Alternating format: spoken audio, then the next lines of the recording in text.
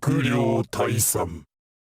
Today we're breaking down the Master of Salmons, the son of Heihachi, KUMA. His trailer officially dropped, finally. It's pretty much what you would expect from the bear, but with a twist. Heihachi is being replaced. See, a lot of people think Heihachi has some possibility of showing up. The more and more I see of the roster, I just highly doubt that. That guy's moves is being spread across 4 characters, but it's not just about Heihachi. The Bears, a lot of people don't like them. A lot of people say, why is the Bears on the roster? They're a waste. Me, on the other hand, I feel like the Bears is such a essential part of Tekken, and it's odd to see people don't feel that same way. Hopefully this trailer will change a lot of people's perspective on the character KUMA and put some respect on KUMA's name. Probably not, but let's go on. So first, let's talk about his design. This gi here, we all thought this was Heihachi. Heihachi died and now KUMA dug his shirt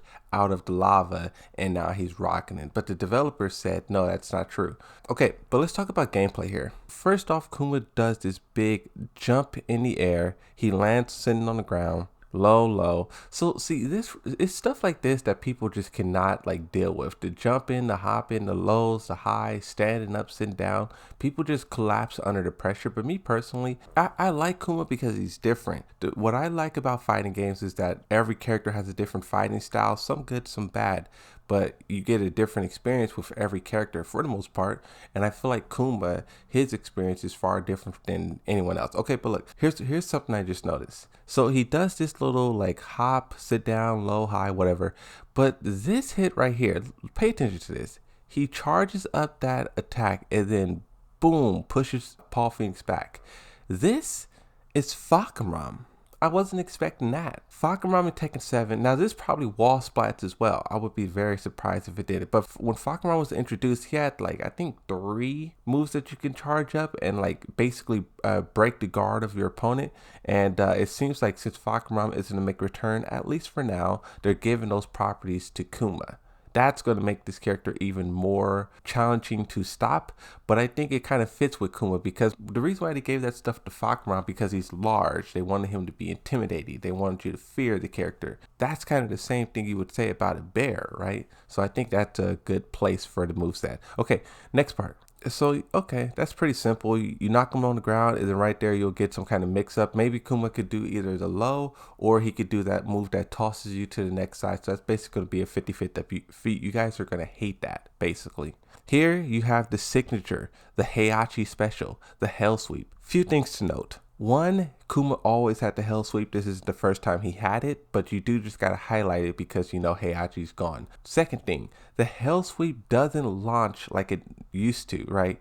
There's a lot of lows and snake edges, and the properties has been changed for so many things, and I wonder how it's going. I was thinking about this the other day. The flash properties changed, Hell Sweep, snake edge. How is all this stuff going to change and feel when the game comes out? Hell Sweep, it forces crouch. Once again, he's doing that Fahkuram to get advantage. So it's just it's different now, right? He goes for the grab and then slams you on the ground. It's a complete different. Next here, you see Paul Phoenix throwing out the Death Fist. I like here how they show that this is punishable. So here KUMA kind of does some new stuff. This, in Tekken 7, he has a follow-up that's a screw, but here they changed the second hit so that the screw still works and the animation still flows within Tekken 8. I like how they did that. Some moves have either a third hit or a second hit that used to screw, and they basically changed the animation around so that it looks normal or it looks right within Tekken 8. Here, KUMA's doing a wall splat. Is that the move you could charge up? I don't know if that's the move that you could charge up, but regardless, wall splat launches you up on the wall with that backward Heinz kick. Where have I seen this before? Is this KUMA? I feel like I've seen that somewhere, but I just can't call it out. Regardless, he gets a pretty simple combo. He finishes off with Heihachi's, is this back 1+2 from Heihachi? Regardless, one of Heihachi's moves. Big damage. This is going to be one of those things where you could do 1 hit, 2 hit, and then if you delay it for as long as possible, boom, you get maximum damage. I wonder if that will exist in Tekken 8 where you can hit them basically when they're at the lowest point on the wall to basically get maximum damage. This interaction is probably the best interaction in the whole game. KUMA loves Panda and he asks her, "Will you marry me?" Panda's not having it. As soon as she's presented with the fish, boom, get that out of my face. His reaction is comedy, bro. Legendary. My two favorite interactions in the whole game that's like top tier and different from everyone else's is KUMA and Panda and Jack and Alyssa's. Those two is just different. Here we get into the second part of the trailer where you start using a lot of the heat mechanics. Low poke, launch you in the air. So once again, you talk about Heihachi. That's Heihachi's spinning back fist. And then he does like an omen, I think that is. Bro, that's crazy. Is it bare butt? Okay. And see, here's the thing, right? The inner-universe reason why KUMA's using it. So KUMA already used some of Heihachi attacks, but in the world of Tekken, he's been trained by Heihachi forever, right? Panda as well, too. Panda was trained by Heihachi to protect Xiao Yu. KUMA was just trained by Heihachi. And now that he's gone, he's sort of really holding true to what Heihachi taught him, and he's starting to use more and more of those attacks, right? This big launch by Panda is also punishable. Bop activates heat. KUMA runs in and then does like this kind of like Shoryuken attack. Shoryuken. Oh, he pulls out the fish. Is that his heat burst or whatever? That might be his heat engager. Shoryuken, then pull out the fish and go to work. Heihachi's move, heat burst once again. Electric. This is when I was like, oh my god. So he does Heihachi's move to activate heat and knock Panda back. Then he runs up and start doing electrics. I wonder if his electrics will be probably the easiest to do in the whole game, because why the electrics is so difficult, because the Mishimas, you guys gotta correct me, but I think they have the, like, it's called the Mishima step, and it's like a little crouch dash thing that they do. That's why you're able to wavoo with them.